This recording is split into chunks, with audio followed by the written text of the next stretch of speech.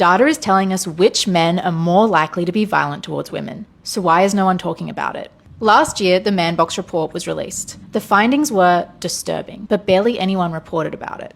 The report explores what is known as the Man Box pillars. These are basically a series of statements that explain how men relate to the world around them. Essentially, they're talking about ideas that restrict and box men into certain expressions of masculinity.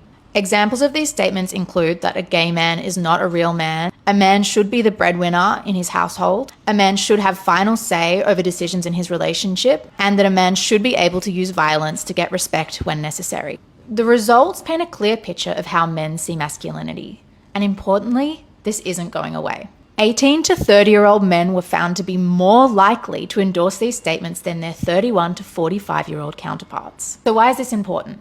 The 20% of men who most agreed with these statements were the most likely to perpetrate violence against women. Compared with the bottom 20% who least agreed with the statements, these men were 8 times more likely to perpetrate sexual violence and 5 times more likely to perpetrate physical violence. The report tells us that the men in the bottom 20% were most likely to not be religious, to have a paid job, to not have kids, and were more likely to be a member of the LGBTQIA+ community. The top 20% who most strongly believed in these masculine ideals were most likely to be Christian, to be straight, to be born in Australia, and were the most likely to have kids. These men were also most likely to have experienced daily thoughts of suicide, of self-harm, and to have displayed signs of problem gambling. This report flew under the radar, but it should have been a wake-up call. There's so much more data in this report that needs to be unpacked, and you can head over to Cheek's Substack to read our full analysis on the findings.